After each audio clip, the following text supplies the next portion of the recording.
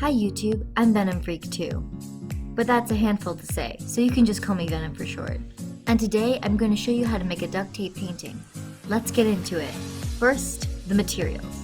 You will need, of course, duct tape, a lot of it, and canvas, an X-Acto knife, and a pencil. First things first, you start with a sketch. Mine was inspired by Kiki's Delivery Service by Hayao Miyazaki. And if you haven't watched the film, watch it now! Do it! Well, anyways, I think what's important to pay attention to here is that my sketch is pretty simple, nothing fancy, and I really only use 3 colors: black, white, and gray.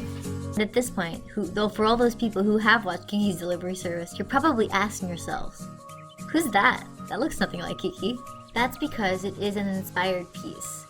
One way to make something original and something a fan art. Now, it's time to start duct taping. First, I start with the background. Now, you can make the background a solid duct tape color. You don't have to do what I did by making like these little thin lines and create these really tiny, annoying bricks. It took me like a good 2 hours to make. Yeah, you can make it really simple. And I also ended up leaving a space because I got really lazy. So first I decided to cut out her silhouette, and then I did something really smart and I actually duct taped over that and cut out the other individual parts, but then it all came out in little pieces, so that was sad. So anyways, I did it again on the canvas. I have a brain now. And then I started putting the gray duct tape over it. And then what I do is I put the silhouette or whatever's remaining of the sketch back over it, lining it up perfectly. This is really important because if it's not perfect, then you'll probably mess up the alignment. Also, the other important part about this is what I cut out. I didn't just cut out all the gray parts, I cut out all the gray and white parts, leaving just the black, because I was going to layer the white over the gray, and that kind of creates this 3D effect. And if you did it the other way with the black on top and the white on bottom, it would look really weird, and like the lines were popping out of the sketch, and that's just not right. Another thing to keep in mind is, although those black lines may look really, really tiny, think of it as kind of cutting out just the white and gray shapes. Kind of makes the whole thing a little more easier to understand.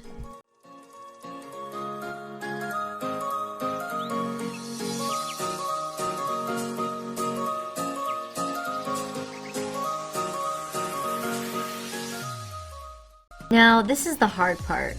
If you thought cutting those tiny black lines is hard, this is even harder. Because now you actually have to take off what you cut, and because it's so small, it can get really, really tricky, and things may have not actually been cut. They probably just looked like they were cut, and then they weren't, and then when you try to take it off, you realize it's still detached. So I had a lot of trouble, and it took me a lot of time for this part. A lot of detail I was trying to get, a lot of little lines I was trying to take off, and I had basically had to recut everything at this point. So I think this was partially due to my X-Acto knife dulling really quickly, because when you work with these really tiny details, you really use a lot of the tip of the X-Acto knife, and that wears out really, really fast. So when that happens, everything you cut, well, you're not really cutting anything at that point. Now it's the final part, well, depending on how many colors you're layering.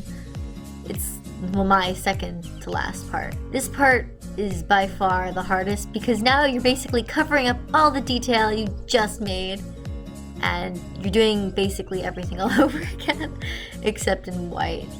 But this is all for perfection and for the 3D effect, which is what we want. So the pain is worth it. In terms of what I'm actually doing, I'm just cutting out the white parts, and those are even smaller than the gray and even more detailed. Oh dear.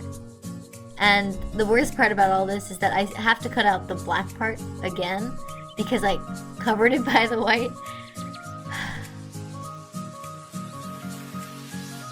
This is the moment of unveiling. You've put your third or your last layer on, and now it's time to take off all the excess and see your beautiful creation. I was actually really nervous at this point. I was praying that this would come out good, because all this work took so long. I started with the bottom first because I was really scared that if I started with the top it'd turn out bad. So I went around, didn't really touch her face much, and then it was turning out okay. I'm like, okay, this is not so bad.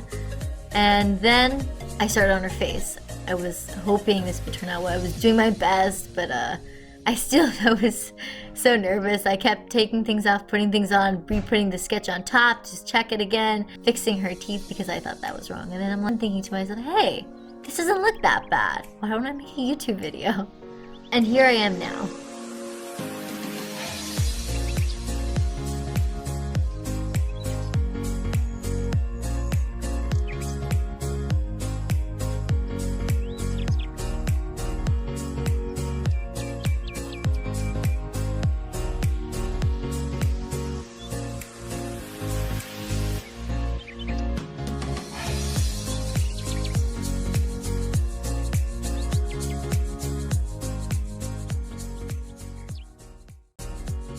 And I think the best part about duct taping things is that you can always go back and fix things and put other duct tape pieces in there. And that's okay if it's like you put it on top and it does that inverted effect, because it's just like one place. It won't like destroy your painting. And everything is just so mendable and fixable. Like I moved one of the highlights, added some things here. And now I'm just adding some blushies to her face because she's a manga girl. I kind of want to give it that aesthetic. I was really happy with it at this point. That kind of looked like a sketch. It didn't look too much like duct tape, so that made me happy.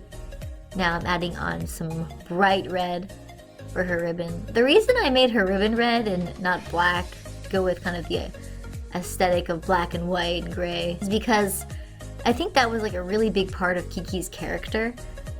Because I think it really symbolized her personality as a young, brash woman who's coming of age, learning how the world works, and all that fun stuff.